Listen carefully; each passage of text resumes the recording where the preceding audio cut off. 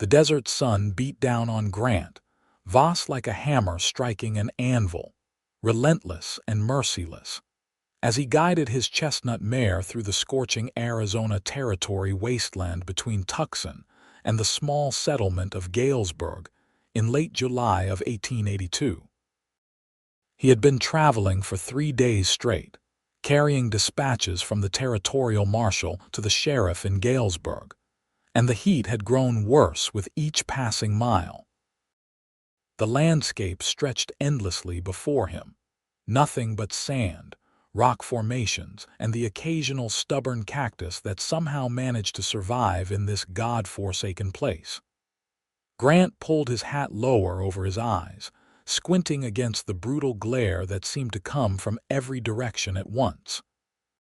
He was about to take another sip from his rapidly diminishing water supply when something caught his attention in the distance. At first, he thought it might be a mirage, one of those cruel tricks the desert played on weary travelers. But as he urged his horse forward, the shape became clearer. It was a person, lying motionless on the sand beside what appeared to be the remains of a broken wagon wheel. Grant's heart kicked into a faster rhythm as he spurred his mare into a gallop, covering the distance as quickly as the heat would allow. As he drew closer, he could see it was a woman, her dark hair spread across the sand like a fan, her calico dress torn and dusty. She was lying on her side, one arm stretched out as if she had been reaching for something before collapsing. Grant dismounted before his horse had fully stopped, his boots hitting the sand with a soft thud. He dropped to his knees beside her, his hands hovering uncertainly for a moment before he gently turned her onto her back. Her face was burned by the sun, lips cracked and bleeding, but even in her desperate state he could see she was young, probably in her early 20s.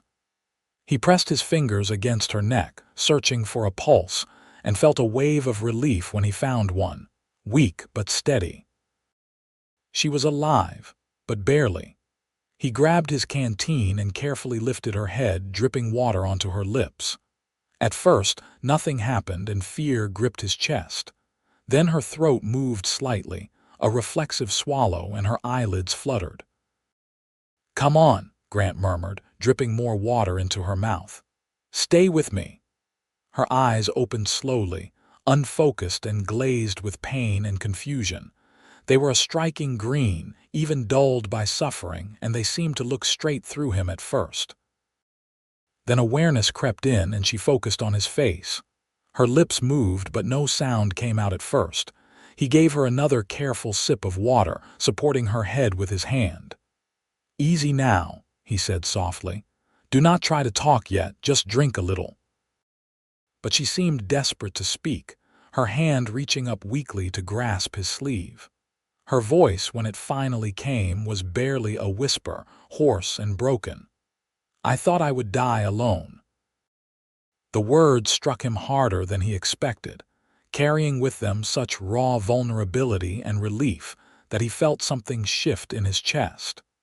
He had saved lives before in his years working as a cowboy and occasional deputy, but something about this moment felt different, more significant somehow. "You are not alone," he told her firmly, "and you are not going to die. My name is Grant Voss. Can you tell me your name?" Her eyes closed briefly as if gathering strength. "Katherine," she whispered. "Katherine Zimmerman." "Well, Katherine Zimmerman, we need to get you out of this sun." He looked around, assessing the situation.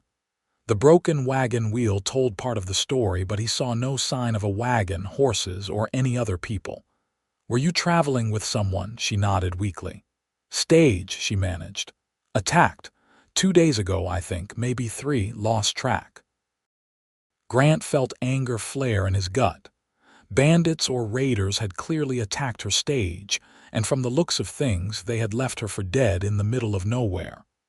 "Where are the others?" Tears leaked from the corners of her eyes. "Dead.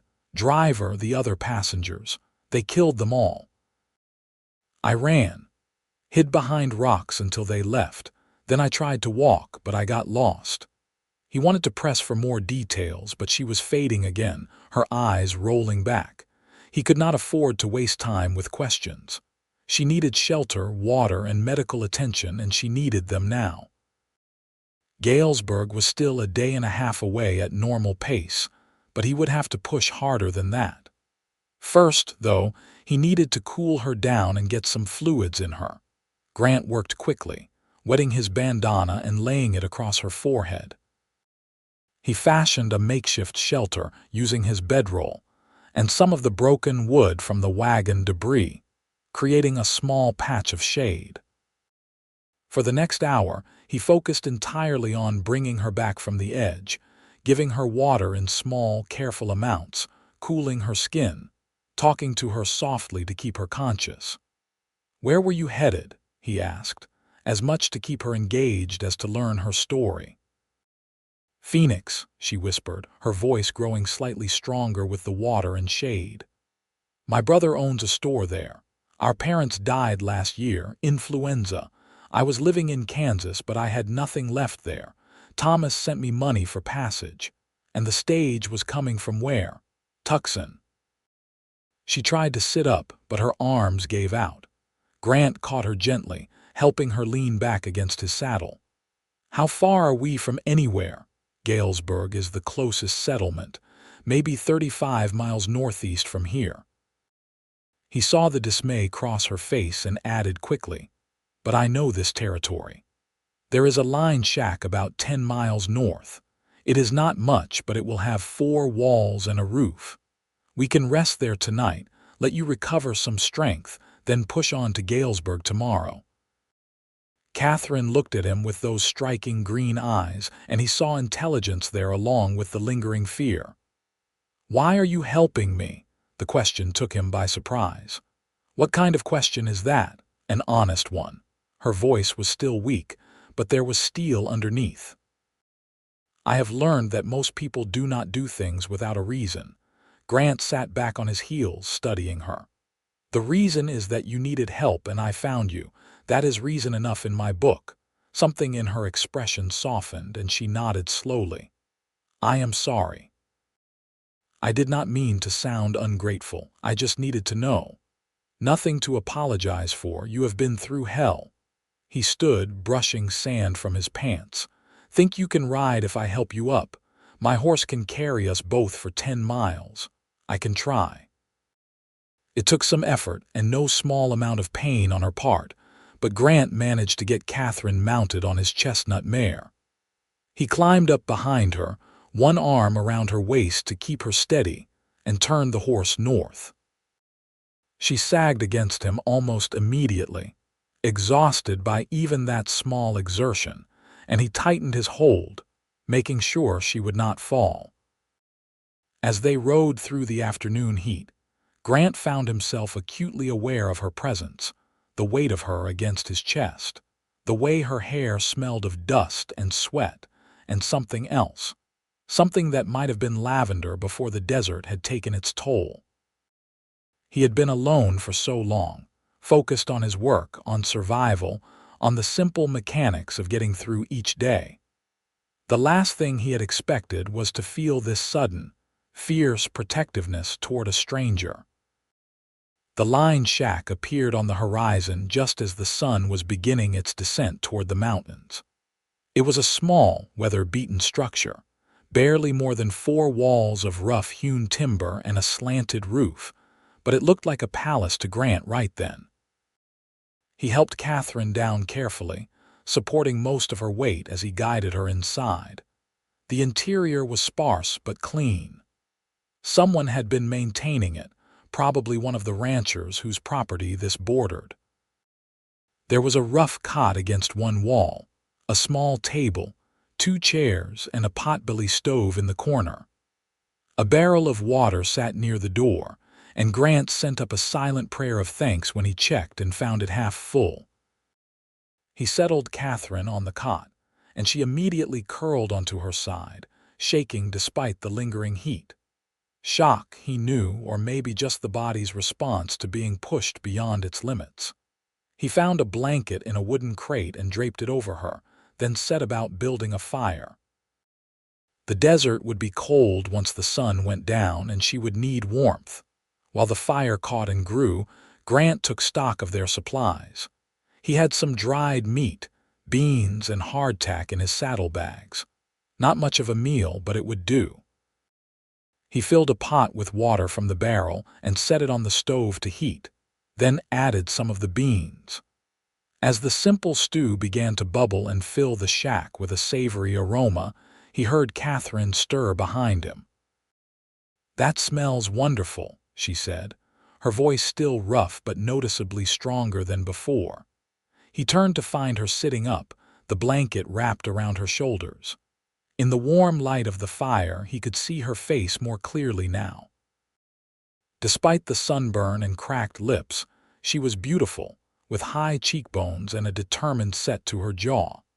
Her dark hair fell past her shoulders in tangled waves, and those green eyes watched him with an intensity that made him feel oddly self-conscious. "It is just beans and water," he said. "Nothing fancy. Right now, it sounds better than anything I have ever eaten." She hesitated, then asked, "Do you have anything I could use to wash? I must look terrible." Grant found a clean cloth and poured some water into a basin, bringing both to her. "You look like someone who survived 3 days in the desert, which makes you about the toughest person I have met in a while." A small smile tugged at her lips, the first he had seen, and it transformed her face. "You are kind to say so, even if it is a lie." "Not a lie, truth." She took the cloth and basin, and he turned away to give her privacy, focusing on the stew. He heard the gentle splash of water, the soft rustle of fabric, and tried not to think about it too much. When she spoke again, her voice sounded closer. "Grant." He turned to find her standing, though she was swaying slightly. He was at her side in 2 strides, steadying her with a hand on her elbow. "You should be resting. I wanted to thank you properly, not just for the water and shelter, but for being the kind of man who stops to help." She looked up at him, and he was struck again by those eyes, by the sincerity in them. "You saved my life today. Anyone would have done the same." "No," she said firmly, "they would not have, and I will never forget what you did for me." They stood there for a moment, close enough that he could feel the warmth radiating from her skin, could see the flecks of gold in her green eyes. Then she swayed again, and the moment broke as he guided her back to the cot. "Sit," he ordered gently. "I will bring you some food." She obeyed, and he ladled stew into 2 tin cups, handing her one along with a spoon. They ate in companionable silence for a while, the only sounds the crackling of the fire and the occasional coyote howl in the distance. Grant watched as color slowly returned to her cheeks, as life came back into her movements. "Tell me about yourself," Katherine said suddenly. "If we are going to be traveling together tomorrow, I should know something about my rescuer." Grant shrugged, uncomfortable with the attention. "Not much to tell. I am 26, been working cattle and horses most of my life. Do some work for the territorial marshal when he needs it. Never married, no family to speak of. My folks died when I was young." "I am sorry about your parents. It was a long time ago. What about you?" "Besides the brother in Phoenix, I mean." Katherine set down her cup, pulling the blanket tighter around herself. "I am 22, was a schoolteacher in Kansas before everything fell apart. My parents were good people, hardworking. They had a small farm, nothing grand, but it was ours. When they died, the bank took it all. Turns out my father had borrowed against it years ago, and I had no way to pay." Her voice caught slightly. "Thomas was already out here making a life. He is 4 years older than me. He wrote and said I could come live with him, help in his store. So I sold what little I had left and bought that stage ticket. And instead of a new start, you got hell." "Yes." She looked at him, her expression haunted. "They came out of nowhere, Grant. 6 men on horses, faces covered with bandanas. They shot the driver first, did not even give him a chance." Then they killed the other 2 passengers, an older couple who were traveling to see their grandchildren. I do not know why they did not kill me too. Maybe they did not see me run. Maybe they just did not care. Grant felt rage building in his chest, hot and fierce. Did you see anything that might help identify them? Brands on the horses, unusual markings, anything? She thought for a moment. One of them had a scar, a bad one across his left hand. I saw it when he was reloading his gun. And their leader, he wore a black hat with a silver band. I will report it to the sheriff in Galesburg. Men like that do not get to just walk away. They took everything. The cash box, the couple's luggage, even the horses. But the worst part was how casual they were about it, like killing those people meant nothing at all. Tears spilled down her cheeks and she wiped at them angrily. I am sorry. I should not fall apart on you. You have every right to fall apart. What you went through, what you survived, it would break most people. Grant moved to sit beside her on the cot, not touching but close enough to offer comfort. You are stronger than you know, Katherine Zimmerman. She looked at him, and something passed between them, something electric and undeniable. I feel safe with you, she whispered. I have not felt safe since this nightmare started. Grant reached out and took her hand, threading his fingers through hers. Her hand was small and warm in his, calloused in a way that spoke of work and hardship. You are safe. I give you my word on that.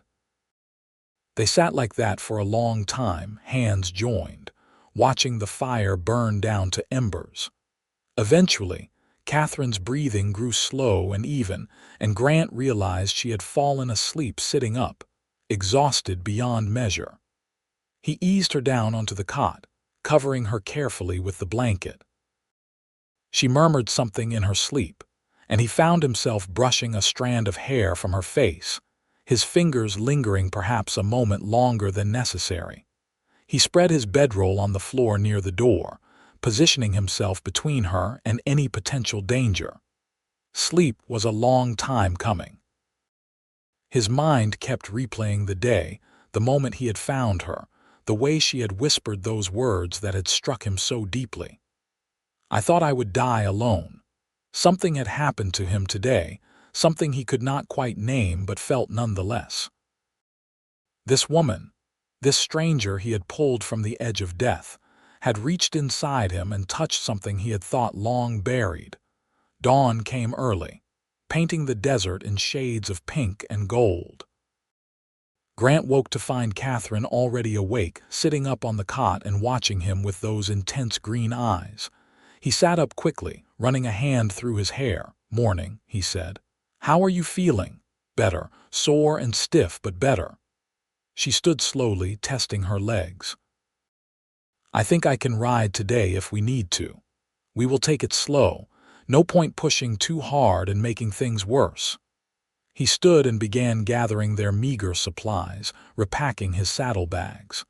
There is a creek about 5 miles from here. We can stop there, let the horse drink, and refill our canteens. They set out an hour later after a breakfast of hardtack and water. Katherine rode in front of Grant again, and he tried not to notice how natural it felt to have her there, how right it seemed. The morning was still relatively cool, and they made good time across the scrubland. As they rode, Katherine began to ask him questions about his life, about the territory, about Galesburg. He found himself opening up in ways he usually did not, sharing stories about his years working ranches, about the time he had helped track down a gang of rustlers, about the quiet satisfaction he found in working with horses. In turn, she told him about teaching, about the children she had loved helping, about her dreams of maybe opening her own school someday. "Do you think Galesburg needs a teacher?" she asked at one point. Grant considered this. Galesburg is small, maybe 300 people, but it has been growing. Last I heard, there were quite a few families with children. I do not know if they have a school yet, but they could use one. Maybe I could stay there for a while, at least until I can figure out how to get to Phoenix safely. The thought of her leaving, of this being just a brief intersection of their lives, sent an unexpected pang through his chest. But he kept his voice neutral. That would be up to you. The sheriff is a good man, Hank Peterson. He could probably help you find work if you wanted it. The creek, when they reached it, was a blessing, a ribbon of cool water cutting through the harsh landscape. Grant helped Katherine down, and she knelt by the water's edge, splashing her face and neck. He tended to the horse first, making sure the mare drank her fill and had a chance to rest, then refilled their canteens. "How much farther to Galesburg?" Katherine asked, shaking water from her hands. "If we keep this pace, we should make it by late afternoon, early evening at the latest." She nodded, then turned to face him fully. "Grant, I need to ask you something, and I need an honest answer." "All right. What happens when we get to Galesburg? I mean, will you just drop me off and ride away? Is that how this ends?" The directness of the question caught him off guard. He looked at her, at the vulnerability and hope mixed in her expression, and knew he could not lie. "I do not want that to be how this ends." Relief flooded her face. "Good, because I do not want that either. Katherine, I should tell you, I am not much for fancy words or courtship rituals. I am a cowboy, plain and simple. I do not have much to offer beyond hard work and an honest heart." She stepped closer to him, close enough that he could see the healing sunburn on her nose, the determination in her eyes. "Grant Voss, in the last 24 hours, you have shown me more kindness and decency than most people show in a lifetime. You are brave and good and honorable. That is more than enough." Before he could talk himself out of it, Grant reached up and cupped her face gently in his hands. "I know this is fast. I know it does not make much sense. But from the moment I saw you lying in that sand, something in me knew." "Knew what?" she whispered. "That you were going to change everything." He leaned down slowly, giving her time to pull away if she wanted, but she did not. Instead, she rose up on her toes and met him halfway. Their lips touched softly at first, a gentle exploration, then with growing warmth and certainty. She tasted like creek water and possibility, and Grant felt something in his chest crack open, letting in light he had not known he was missing. When they finally pulled apart, both breathing hard, Katherine smiled up at him. "I thought the same thing when I opened my eyes and saw you, that my life was about to change in ways I could not imagine." They stood there by the creek, holding each other, neither wanting to break the moment. Finally, practical necessity won out and Grant reluctantly stepped back. "We should keep moving. I want to get you somewhere safe and comfortable." The rest of the ride passed in a pleasant haze. They talked more, sharing hopes and dreams and fears. Katherine told him about the books she loved to read, about her passion for teaching children not just facts, but how to think for themselves. Grant described his dream of someday having his own small ranch. Nothing grand, just enough land for some horses and cattle, a place he could build with his own hands. "Would there be room for a schoolteacher on this ranch of yours?" Katherine asked, her tone light but her meaning clear. Grant tightened his arm around her waist. "I reckon there would be room for whatever she wanted." Galesburg appeared on the horizon as the sun began its descent. It was not much to look at, just a collection of wooden buildings along a dusty main street, but it represented civilization and safety. As they rode into town, Grant felt eyes on them, curious stares from the few people out and about. He guided the horse directly to the doctor's office, a small building near the general store. Doc Martin was a grizzled man in his 50s, with sharp eyes and gentle hands. He took one look at Katherine and immediately ushered them inside, directing her to sit on the examination table. Grant stood back, giving the doctor room to work, but unwilling to leave her side completely. "What happened to this young lady?" Doc Martin asked, checking Catherine's pulse and looking at her sunburned skin. Found her in the desert yesterday. She was on a stage that got attacked, left for dead in the heat. The doctor's expression darkened. Damn bandits. They are getting bolder. He turned to Katherine. Can you tell me how long you were out there? 3 days, maybe 4. I lost track. And you survived. That is remarkable. He began a thorough examination, checking her for more serious injuries while asking questions about her symptoms. Grant watched, his hands clenched at his sides, hating how fragile she looked in that moment. Finally, Doc Martin stepped back. Well, miss, you are one lucky woman. Severe dehydration and sun exposure, but no permanent damage that I can see. Your lips will heal, the sunburn will fade. You will need to take it easy for a few days, drink plenty of water, stay out of direct sunlight, but you should make a full recovery. The relief that washed through Grant was physical in its intensity. Thank you, Doc. Where are you staying, Miss? Zimmerman, Katherine Zimmerman. And I do not know yet. I was supposed to be on my way to Phoenix. The boarding house on 2nd Street has rooms. Mrs. Chen runs it. Tell her I sent you and she will take good care of you. Doc Martin looked at Grant. You bringing the sheriff up to speed on what happened? That is my next stop. Good. He will want to know about this attack. That makes 3 stages in 2 months. Grant felt his jaw tighten. 3 stages. The problem was worse than he had realized. He helped Katherine down from the examination table and paid the doctor, then guided her back outside. The sun was lower now, painting the street in shades of orange and gold. I need to talk to the sheriff, he told her. But first, let me get you settled at the boarding house. Mrs. Chen was a small, efficient woman who took one look at Katherine's condition and immediately went into mothering mode. She had a room available, clean and furnished with a bed, washstand, and chair. Nothing fancy, but it was worlds better than the lined shack or the desert. You rest now, Mrs. Chen ordered, her accent thick but her English clear.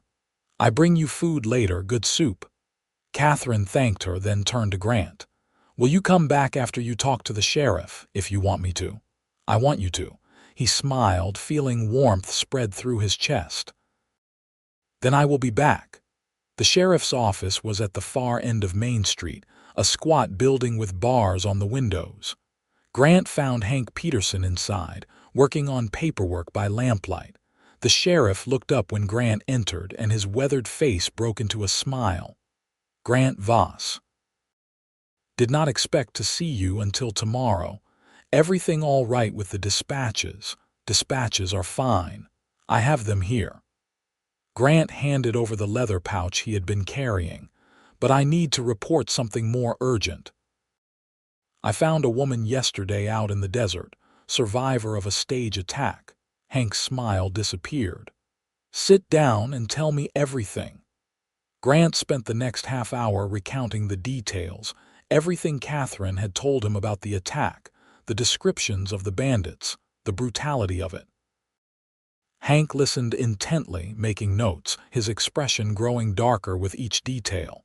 6 men, you said, and a leader with a black hat with silver band. That is what she told me.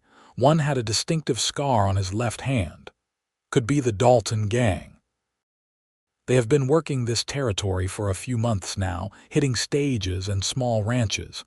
We have been trying to track them, but they are smart, always moving. Hank stood, pacing the small office. This woman, Katherine, she is at the boarding house? Yes. Doc Martin checked her over, said she should be fine with rest. I will need to talk to her tomorrow, get a full statement. Those people she mentioned, the driver and the couple, we will need to see about recovering their bodies, notifying their families. Whatever you need, I will help. Hank studied him for a moment. You are planning to stick around then? Thought you had business in Prescott after this. Grant had forgotten about the horse sale he was supposed to attend in Prescott. It seemed unimportant now. That can wait. This is more important. A knowing look crossed Hank's face. "This about the girl, her name is Katherine, and yes, it is about her. Known you for 5 years, Grant. Never seen you interested in settling down before." "I was not. Then I found her and everything changed." Grant met his friend's eyes. "I know it sounds crazy. We have known each other less than 2 days. Crazy or not, I have learned to trust your judgment." Hank clapped him on the shoulder. "Go on, get back to her. We will talk more tomorrow." Grant left the sheriff's office and headed back to the boarding house as the last light faded from the sky. Mrs. Chen let him in, pointing up the stairs to Katherine's room. He climbed slowly, suddenly nervous in a way he had not been since he was a boy. What if she had changed her mind? What if, now that they were safe, she realized this connection between them was just adrenaline and gratitude? He knocked softly on her door. "Katherine, it is Grant." The door opened immediately, and she stood there in a clean dress Mrs. Chen must have provided, her hair still damp from washing. She looked so different from the desperate, dying woman he had found in the desert that he almost did not recognize her. But those eyes were the same, green and intense and fixed on him. "You came back," she said softly. "Of course I came back." He stepped inside and she closed the door behind him. The room was small, lit by a single lamp, intimate in a way that made his heart beat faster. "How are you feeling?" "Much better. Mrs. Chen brought me soup and bread and I was able to wash properly. I feel almost human again." She moved closer to him. "Did you talk to the sheriff?" "Yes. He is going to come by tomorrow to get your full statement. He thinks he knows who the gang might be." "Will they catch them?" "Hank is a good sheriff. If anyone can, it is him." Grant reached out and took her hand, needing to touch her. "Katherine, I need to ask you something, and I want you to think carefully before you answer." "All right." "What happens now? Between us, I mean, because I meant what I said by the creek. I do not want this to end. But I also do not want to pressure you into anything. You have been through hell and you need time to recover, to figure out what you want." Katherine stepped closer, bringing his hand up to press against her cheek. "Grant, I have had time to think. That is all I did while you were gone, was think about you, about us, about what I felt. And what I feel is that I have never connected with someone the way I have connected with you. It is fast and unexpected and maybe a little crazy, but it is real. I know it is real. I feel it too. Like I have been walking around only half alive, and then I found you and suddenly everything came into focus." She smiled and it was radiant. "So where does that leave us?" "It leaves us figuring this out together. One day at a time, no pressure, no expectations beyond what feels right." He pulled her into his arms and she came willingly, fitting against him like she had been made to be there. "I am not going anywhere, Katherine, not unless you want me to. I do not want you to, not now, not ever." They stood like that, holding each other as the lamp burned low, and the sounds of the small town settling in for the night drifted through the window. Grant knew there were still obstacles ahead, questions to answer and plans to make. Katherine needed to contact her brother, let him know she was safe. They needed to figure out where she would stay, what she would do. And there was still the matter of the gang that had attacked her stage, the threat they represented. But none of that seemed important in that moment. All that mattered was the woman in his arms, the steady beat of her heart against his chest, the certainty that he had found something worth holding on to. "Stay with me tonight," Katherine whispered against his chest. "Not for anything improper, I just do not want to be alone." "Are you sure?" "I am sure. I trust you, Grant." He nodded, deeply moved by that trust. They settled onto the bed, Grant lying on top of the covers while Katherine burrowed under the thin blanket. She curled against his side, her head on his chest, and he wrapped his arm around her, holding her close. They talked quietly as sleep crept in, sharing more stories, more dreams, building the foundation of something real and lasting. Grant woke at dawn to find Katherine watching him, a soft smile on her face. "Good morning," she murmured. "Morning." He stretched carefully, not wanting to disturb her too much. "How did you sleep?" "Better than I have in months, maybe years." She sat up, and he noticed the sunburn on her face was already looking better, the angry red fading to pink. "What is the plan for today?" "First, breakfast. Then we talk to the sheriff. After that, we figure out how to contact your brother and let him know you are safe. And after that," he reached up and tucked a strand of hair behind her ear. "After that, whatever you want." They went downstairs to find Mrs. Chen had prepared a breakfast of eggs, bacon, and biscuits. Grant was not sure where she had gotten such bounty in a small town like Galesburg, but he was grateful. Katherine ate with an appetite that pleased him, color returning to her cheeks with each bite. Sheriff Peterson arrived just as they were finishing, his expression serious. He greeted them both warmly, but got down to business quickly. For the next hour, he questioned Katherine about every detail of the attack, taking careful notes. Grant watched her relive the trauma, saw her hands shake when she described the murders, and wanted nothing more than to put his arms around her. But he stayed back, letting her tell her story in her own way. When she finished, Hank closed his notebook and sighed. "I am sorry you went through that, Miss Zimmerman.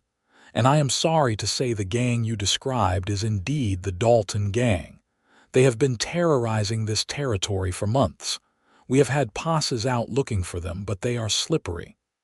"Will you be able to catch them?" Katherine asked. "We will do everything we can. Your description of the scar and the hat will help, and knowing their methods where they are hitting, that gives us a better idea of where to look." He stood, preparing to leave. "You planning to head to Phoenix soon?" Katherine glanced at Grant and something passed between them. "Actually, Sheriff, I am thinking I might stay in Galesburg for a while. Grant mentioned the town might need a teacher."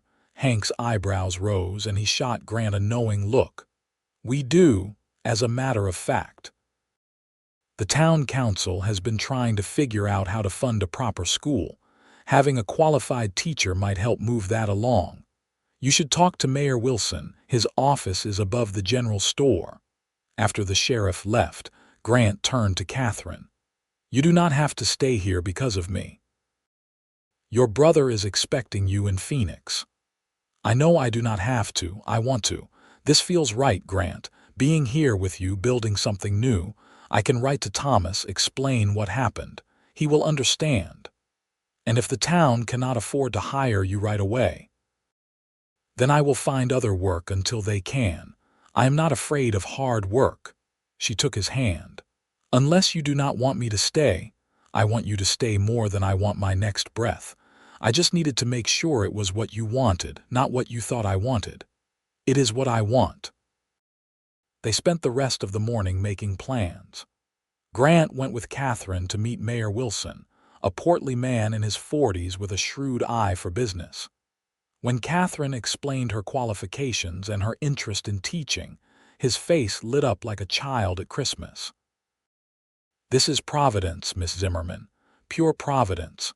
We have been trying to find a teacher for 6 months. The problem has been funding, but I think I can convince the council to allocate funds now that we have someone qualified and willing. Can you give me a week to arrange a meeting?" "Of course. I will be staying at Mrs. Chen's boarding house." After they left the mayor's office, Grant turned to Katherine. "What do you want to do now?" "Show me Galesburg. All of it. If I am going to make this my home, I want to know everything about it." So Grant gave her a tour of the small town, pointing out the various businesses and introducing her to people they met. The general store, where the owner's wife immediately took Katherine under her wing and began suggesting places to get supplies. The church, a simple white building where the minister greeted them warmly and invited them to Sunday services. The saloon, which they bypassed, though Grant pointed out that the owner ran a legitimate business and did not tolerate trouble. The livery stable, where Grant kept his horse and introduced Katherine to old Pete, who had been shoeing horses since before statehood. As they walked, Grant found himself imagining a future here with Katherine, seeing the town through new eyes. He pictured her teaching children in a small schoolhouse, pictured himself coming home to her after a day's work, building a life together in this dusty, rough-edged place that suddenly felt full of possibility. That evening, they ate dinner at the boarding house with Mrs. Chen and her husband, a quiet man who worked at the livery. The meal was delicious, some kind of stew with vegetables and pork, flavored with spices Grant could not identify but loved. Katherine was charming and grateful, winning over the older couple completely. Later, as they sat on the porch watching the sun set over the mountains, Katherine leaned against Grant's shoulder. "Thank you for today, for everything, really. A week ago I thought my life was ending. Now I feel like it is just beginning. I know what you mean." He kissed the top of her head, breathing in the scent of her hair. "Katherine, I need to tell you something." She looked up at him, concern in her eyes. "What is it?" "I am falling in love with you." "I know it is too soon to say that. I know we have only known each other a few days, but I cannot keep it inside anymore. You have turned my whole world upside down in the best way possible." Her smile was brilliant. "Oh, Grant, I am falling in love with you too. Have been since you dripped water onto my lips in the desert and told me I was not going to die. I thought I must be delirious, that I was imagining the kindness in your eyes. But you were real, and you are still here, and I am so grateful." He cupped her face and kissed her, slow and deep and full of promise. When they finally pulled apart, both breathless, the stars had begun to appear overhead, thousands of them glittering in the clear desert sky. The week that followed was the happiest of Grant's life. He continued with his work, helping out at various ranches around Galesburg, but every spare moment was spent with Katherine. They took long walks in the cooler evening hours, talking about everything and nothing. He taught her to ride properly on his mare, delighting in her laughter when the horse did something unexpected. She read to him in the evenings from books she borrowed from the minister's small library, her voice bringing stories to life in ways he had never imagined. The town council met and, true to the mayor's word, voted to hire Katherine as Galesburg's first official teacher. They could not pay much, but it would be enough for her to support herself. The town would build a schoolhouse on land donated by one of the ranchers, a simple building that would serve until they could afford something better. Katherine threw herself into planning, making lists of supplies she would need, thinking about curriculum and how to handle students of different ages in one room. Grant watched her come alive with purpose, and his love deepened with each passing day. He started thinking seriously about his dream of having his own ranch, about making it a reality sooner rather than later. He had saved money over the years, had a reputation as a solid worker and an honest man. With Katherine beside him, anything seemed possible. 2 weeks after they had met, Grant took Katherine on a ride out to a piece of land he had been eyeing for years. It was about 5 miles from town, a stretch of valley with a creek running through it, and good grazing for cattle and horses. Mountains rose in the distance, providing a stunning backdrop. It was not a large parcel, maybe 160 acres, but it was available and reasonably priced. "What do you think?" he asked as they sat on their horses, surveying the land. Katherine was quiet for a long moment, her eyes scanning the valley. Then she turned to him, and her smile was radiant. "I think it is perfect. I think you should buy it. It would take every penny I have saved and then some. Building a house, getting livestock, it would be hard work and tight living for a while. I am not afraid of hard work or tight living. Grant, this land, it feels right, like it has been waiting for us." He dismounted and helped her down, then took both her hands in his. Us. Katherine, are you saying what I think you are saying? I am saying that I love you, Grant Voss.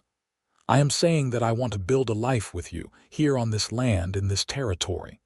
I am saying that if you asked me to marry you, I would say yes without hesitation.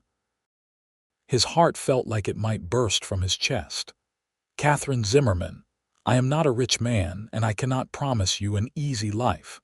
But I can promise you that I will love you with everything I have, every single day for the rest of our lives. Will you marry me? Yes, she said, tears streaming down her face. Yes, 1,000 times yes. He lifted her off her feet, spinning her around as she laughed and cried at the same time. When he set her down, he kissed her with all the love and hope and joy he felt, and she kissed him back with equal fervor. They stood there in the valley that would become their home, holding each other as the sun beat down and a warm breeze stirred the grass around them. They rode back to Galesburg engaged, and the news spread through the small town like wildfire. Mrs. Chen cried and hugged them both.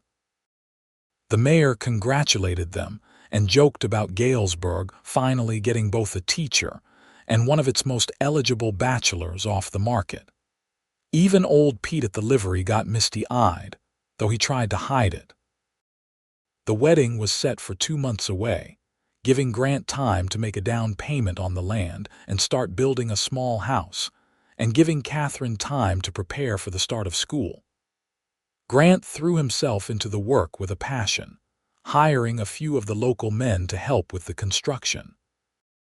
The house would be modest, just 4 rooms to start, but it would be solid and well built, a foundation they could expand on in years to come. Katherine wrote to her brother in Phoenix, explaining everything that had happened and her plans to marry Grant.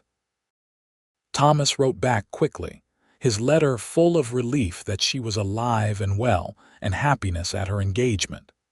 He included money for a wedding dress and travel expenses if she wanted to visit Phoenix for a honeymoon. Katherine cried reading his words, touched by his generosity and support. The schoolhouse went up at the same time as their house, the whole town pitching in to build it.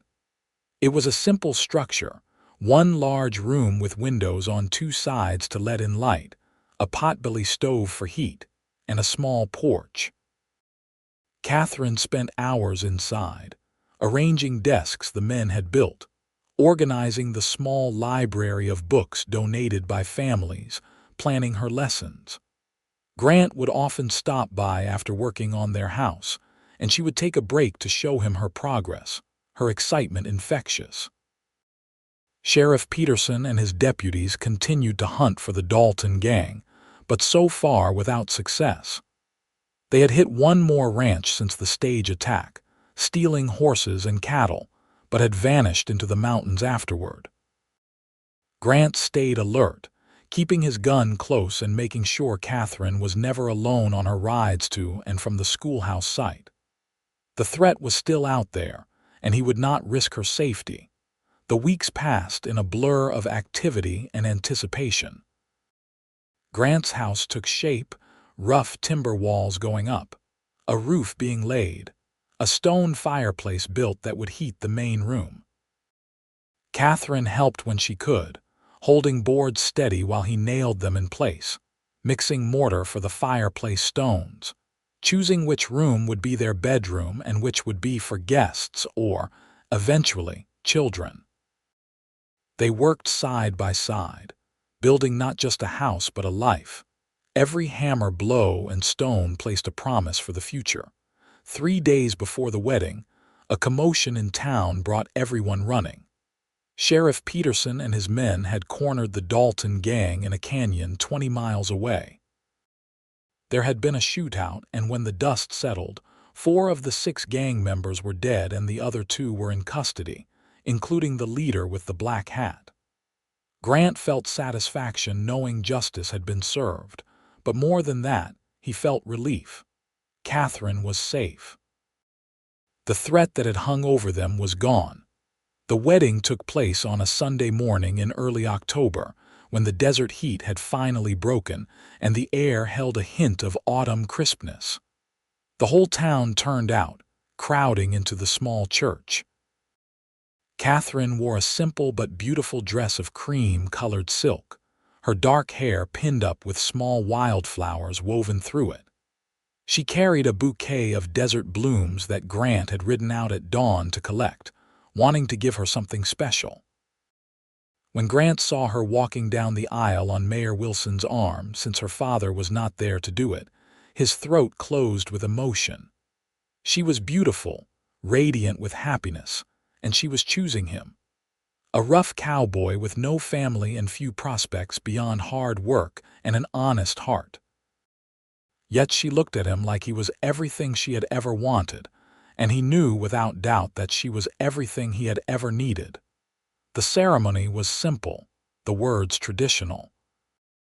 But when Grant slipped the plain gold band he had bought with his last spare dollars onto Katherine's finger, and when she did the same for him, it felt like the most important moment of his life.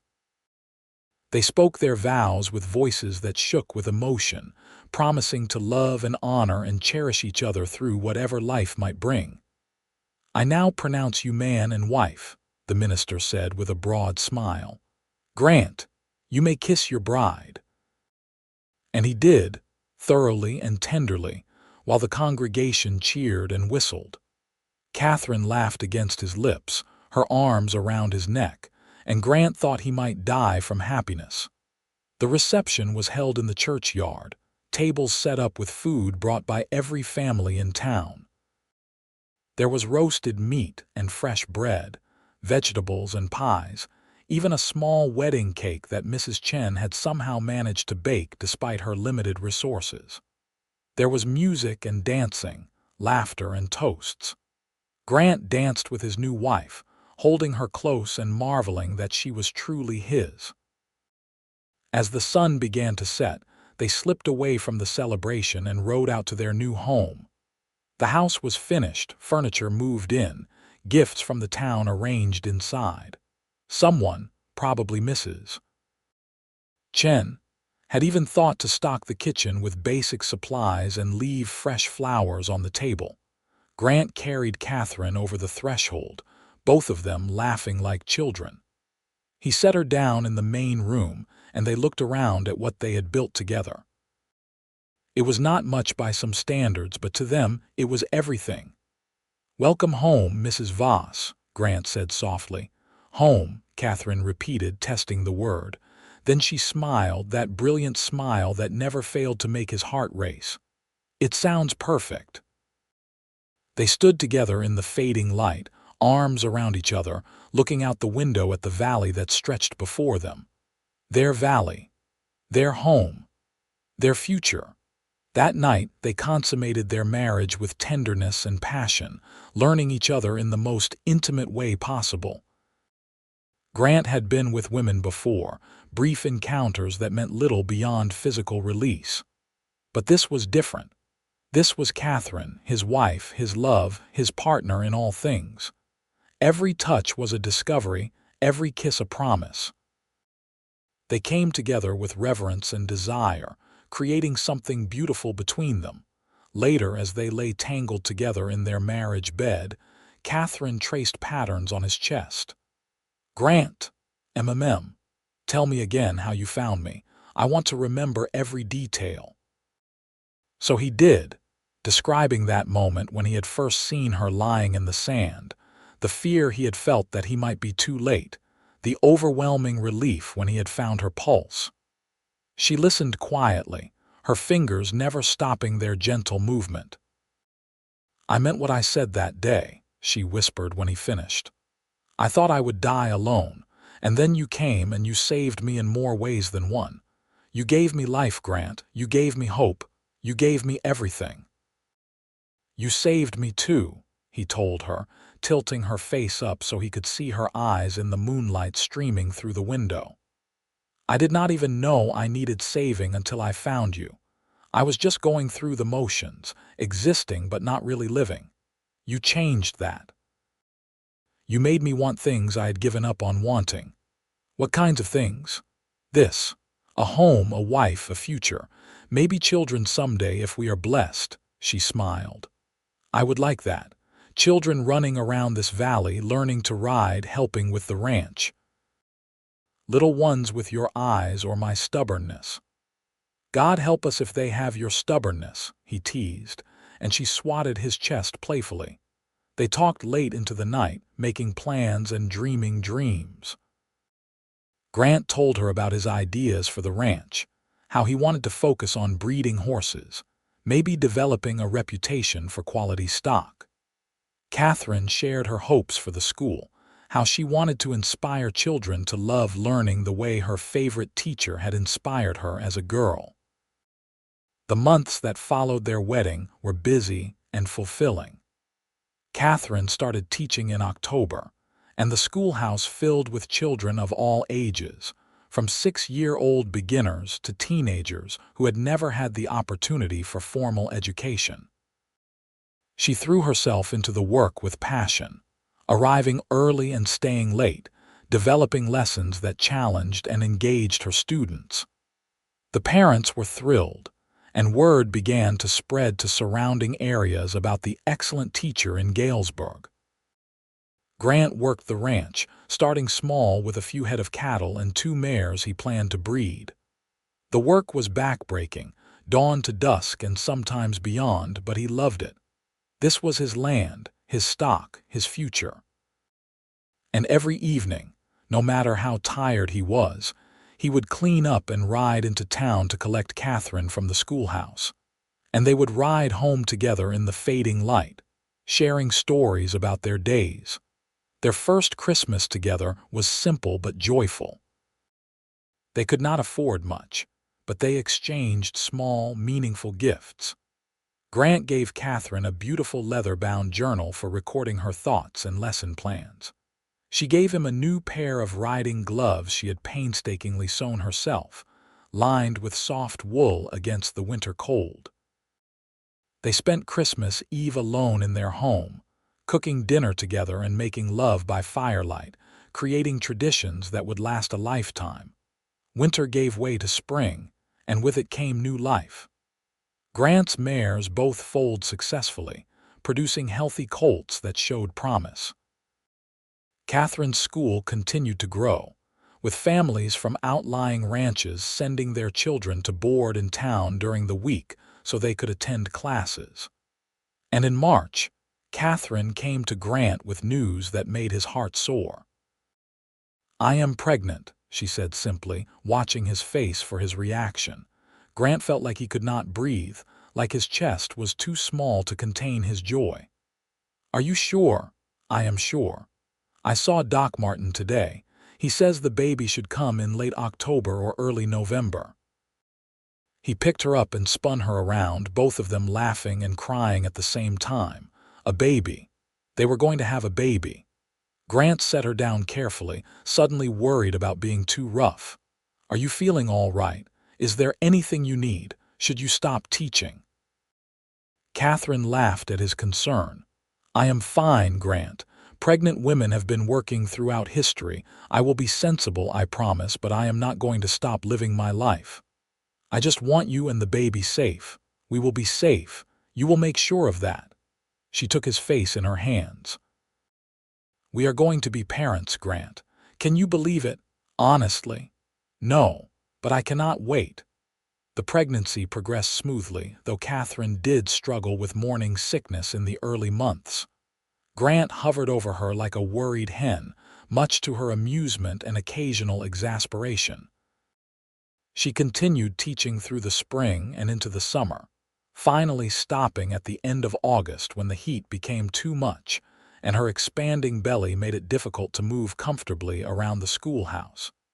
They spent the final weeks before the baby's arrival preparing. Grant built a beautiful cradle from smooth pine, sanding it for hours until there was no chance of a splinter. Katherine sewed tiny clothes and blankets, her hands never idle. Mrs. Chen and the other women of Galesburg rallied around her, bringing gifts and advice, making sure the young couple had everything they needed. On a cold November evening, as the first snow of the season began to fall, Katherine went into labor. Grant rode like the devil himself was chasing him to fetch Doc Martin, then paced the main room of their house while the doctor and Mrs. Chen attended to his wife. The sounds coming from the bedroom terrified him, Katherine's cries of pain cutting through him like knives. He wanted to burst in there to do something, anything to help her, but Mrs. Chen had firmly told him to stay put. After what felt like a lifetime but was actually about 8 hours, a new sound filled the house. The sharp, indignant cry of a newborn baby. Grant's knees went weak with relief and he sank into a chair, his hands shaking. Mrs. Chen emerged from the bedroom beaming. "You have a son, a healthy, strong boy, and your wife, she did wonderfully. Can I see them? Give us a few minutes to get them settled, then yes." Those few minutes were the longest of Grant's life.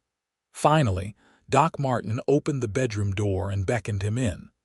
Grant entered slowly, almost afraid of what he might find, then stopped in his tracks. Katherine lay in their bed, propped up with pillows, her hair damp with sweat and her face exhausted but radiant. In her arms, wrapped in a soft blanket, was the tiniest human being Grant had ever seen. The baby had a shock of dark hair and a red, scrunched-up face, and he was absolutely perfect. "Come meet your son," Katherine said softly. Grant moved to the bedside and carefully sat down. Katherine shifted the baby so he could see him better, and Grant felt his heart crack open in a way he had not known was possible. This tiny person, this miracle, was his and Katherine's. "Can I hold him?" he asked, his voice rough with emotion. "Of course." Katherine carefully transferred the baby to Grant's arms, showing him how to support the small head. Grant looked down at his son, at the miniature fingers and the tiny nose, and felt tears stream down his face. "He is incredible. He looks like you," Katherine said. "Look at his chin and the shape of his ears. I think he has your nose." They sat together, the three of them, as the snow fell outside and the fire crackled in the other room. Doc Martin and Mrs. Chen had discreetly left, giving them privacy to bond with their new son. "What should we name him?" Katherine asked. Grant thought about this. They had discussed names, but nothing had felt quite right. Now, looking at his boy, one name came to mind. "What about Samuel, after my father?" Katherine smiled. "Samuel Voss, I love it. Samuel Grant Voss, perfect." Samuel was a good baby, healthy and strong. He ate well and grew quickly, filling their home with new sounds and new life. Grant had thought he knew what love was, but fatherhood opened up entirely new depths of feeling. He found himself hurrying through his work each day, eager to get back to the house to see his son, to hold him, to watch him sleep. Katherine proved to be a natural mother, loving and patient and calm even when Samuel cried through the night. She took to motherhood like she took to everything, with her whole heart. But Grant could see the longing in her eyes when they rode past the schoolhouse, could tell she missed teaching. "You could go back," he told her one evening when Samuel was 3 months old. Mrs. Chen said she would watch him during the day, or we could figure out something else. "I do miss it," Katherine admitted. "But I do not want to miss this either, watching Samuel grow, being here for every moment. Then we will figure out a balance. Maybe you could teach part-time or tutor students in the afternoons here at the house. Whatever you want, we will make it work." In the end, Katherine decided to wait until Samuel was a bit older before returning to teaching full-time. But she did start tutoring a few older students at their home twice a week, finding that balance between motherhood and her passion for education. The ranch continued to grow slowly but steadily. Grant's reputation for breeding quality horses spread, and he began to get buyers from as far away as Phoenix and Tucson. The income was modest but reliable, enough to support their small family, and even save a little. They added a few more mares to their string and bought a young stallion with excellent bloodlines. Life settled into a rhythm, the seasons passing in their ancient cycle.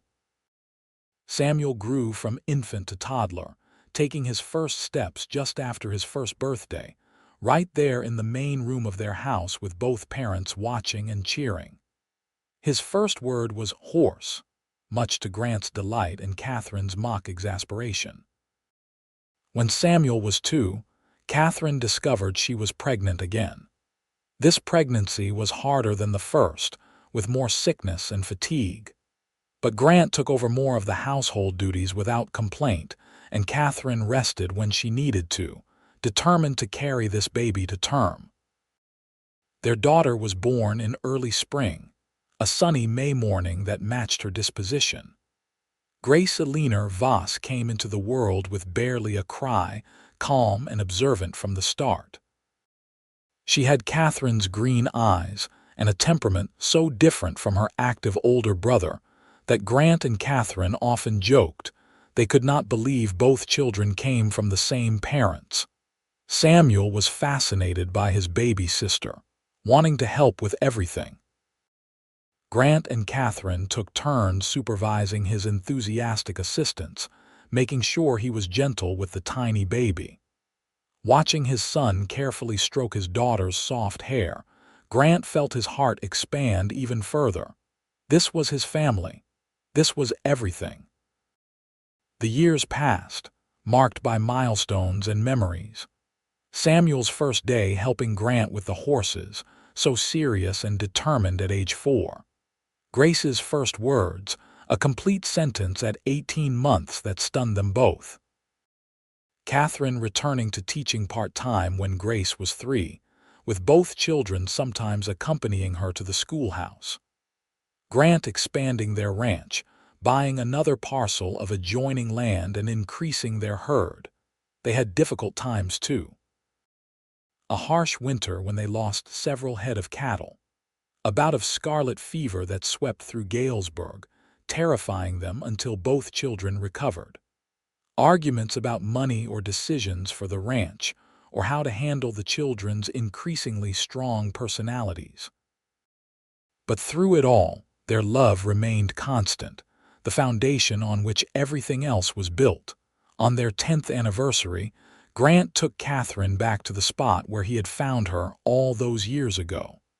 They had left the children with Mrs. Chen for the night, and they rode out in the late afternoon, reaching the desert location as the sun began to set. Katherine stood looking around, her hand in Grant's. "It is strange being back here. It feels like a lifetime ago." "It was a lifetime ago. We were different people then." "Do you ever regret it?" she asked. "Stopping that day, saving me, everything that came after." He pulled her close, wrapping his arms around her from behind. "Not for one single second. You are the best thing that ever happened to me, Katherine. You and our children, our life together. I would do it all again in a heartbeat." She leaned back against him. "I love you, Grant Voss, more today than the day we married, and I will love you even more tomorrow." "I love you too. Always have, always will." They stood there as the sun painted the desert in shades of orange and red and purple, the same colors that had witnessed their first meeting. But they were no longer two desperate people clinging to hope. They were partners, lovers, parents, friends. They were home. As more years passed, their family continued to thrive. Samuel grew into a young man with his father's work ethic and his mother's sharp mind. He took to ranching naturally, learning everything Grant could teach him about horses and cattle and the land. Grace surprised them all by developing a passion for medicine after helping Doc Martin with an injured calf, declaring at age 12 that she wanted to be a doctor. Katherine encouraged this dream, even as others in town questioned whether it was appropriate for a girl. The ranch prospered beyond Grant's early dreams. Their horses became known throughout the territory and beyond for their quality and temperament. They hired a couple of hands to help with the work, and Grant found he enjoyed mentoring young cowboys, teaching them not just the skills but the ethics of the trade. Katherine became one of the most respected teachers in the territory. Students who had learned under her went on to college, to successful businesses, to making real differences in their communities. She was offered positions at larger schools in bigger towns, but she always turned them down. Galesburg was home, and she had no desire to leave. Grant and Katherine's love deepened with each passing year, the initial passion maturing into something richer and more profound. They knew each other's rhythms, could communicate with a glance, finished each other's sentences. They still made time for each other, still went on evening rides when they could, still talked late into the night about dreams and plans and memories. When they had been married 25 years, the town of Galesburg threw them a celebration. It seemed like everyone in the territory showed up, the church overflowing with people who wanted to honor the couple who had become pillars of their community. Grant was uncomfortable with all the attention, but Katherine glowed, thanking people graciously for coming. Samuel, now 24, stood to give a toast. He was a fine-looking young man, tall and strong with his father's build and his mother's eyes. "My parents' story starts with the kind of chance encounter that changes everything," he said to the assembled crowd.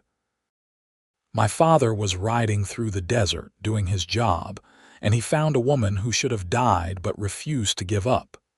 He saved her life that day, but what I have learned watching them all these years is that they saved each other. They built something beautiful together, something lasting. They taught my sister and me what real love looks like, what commitment means, what it takes to build a life worth living.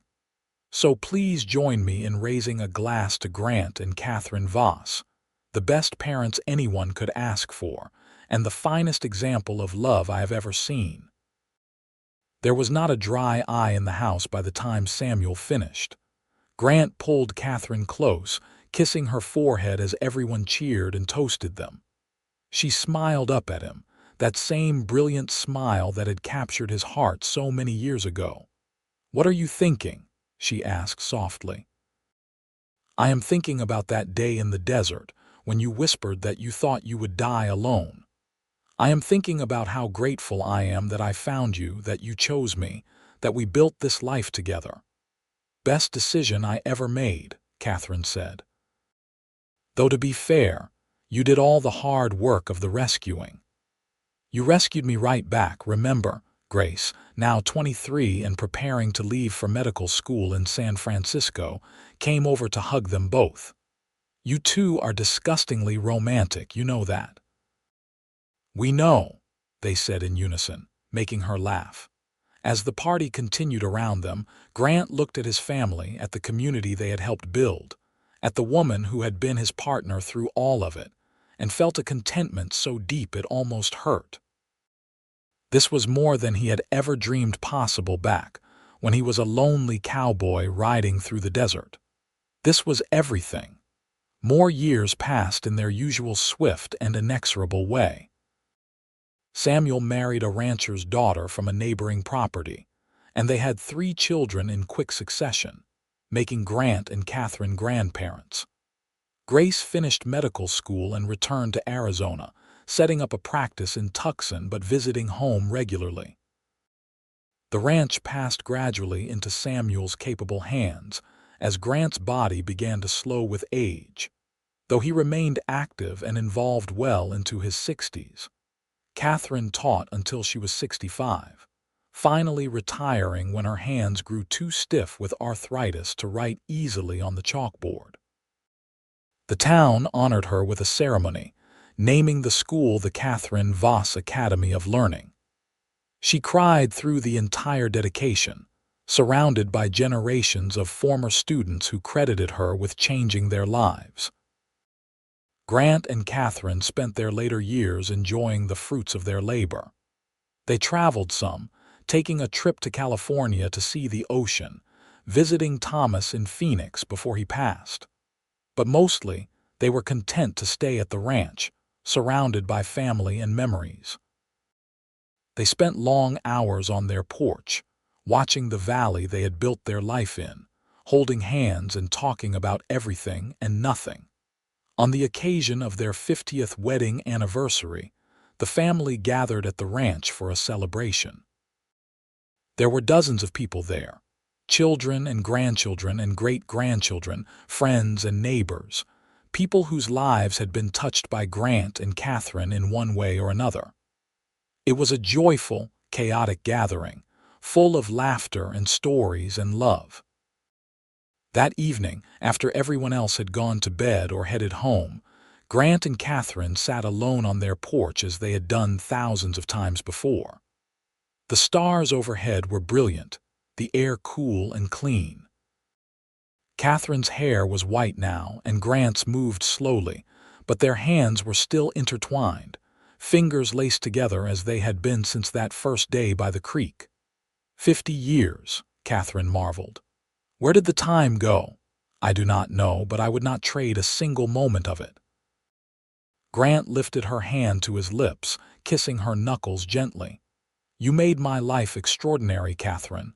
Every single day with you has been a gift. We made our lives extraordinary together, she corrected. That is what marriage is, Grant. Two people choosing each other every day, building something bigger than either of them could build alone. I would choose you again. In every lifetime, I would choose you. She leaned her head against his shoulder, and they sat in comfortable silence, watching the stars wheel overhead. After a while, Katherine spoke again, her voice soft and reflective.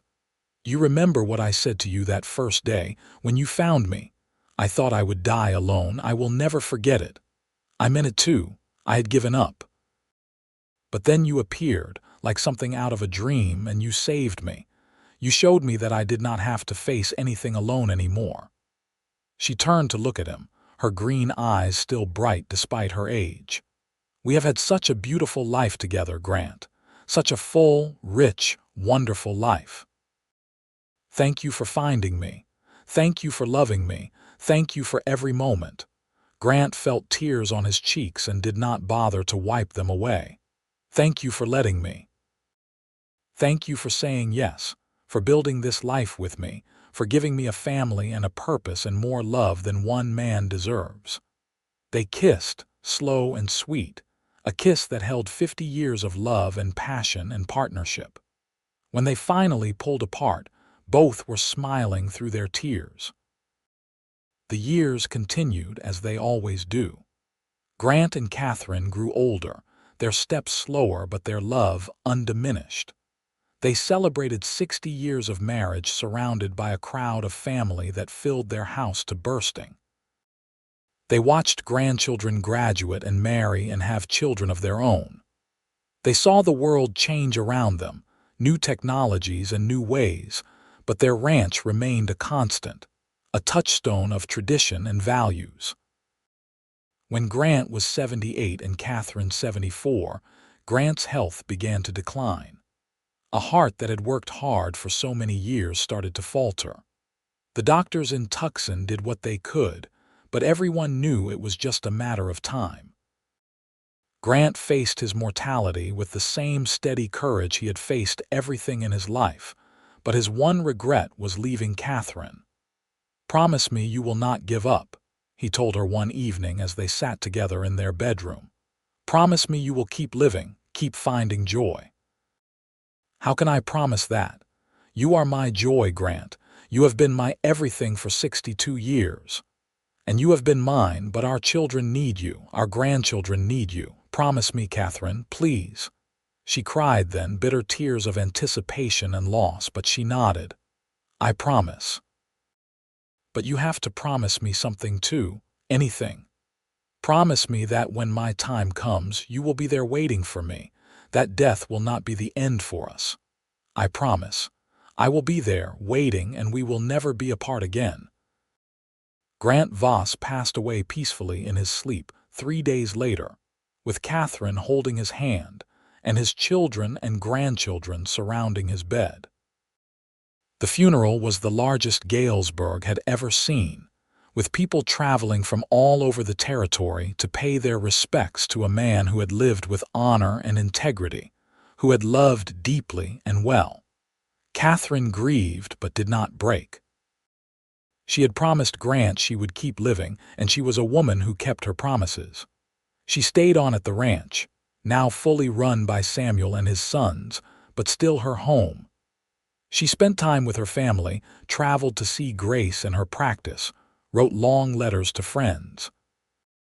She lived fully and completely, honoring Grant's memory by embracing the life they had built together.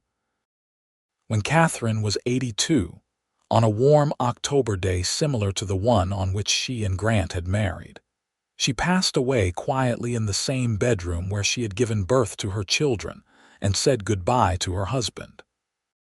Her family was with her, holding her hands, telling her how much she was loved. Her last words, whispered so softly that Samuel had to lean in close to hear them, were a smile on her lips. "I am coming, Grant. Wait for me." They buried Katherine next to Grant on a hillside overlooking the valley they had built their life in. The headstone was simple. Rating: Katherine Zimmerman, Voss, 1860–1942, beloved wife, mother.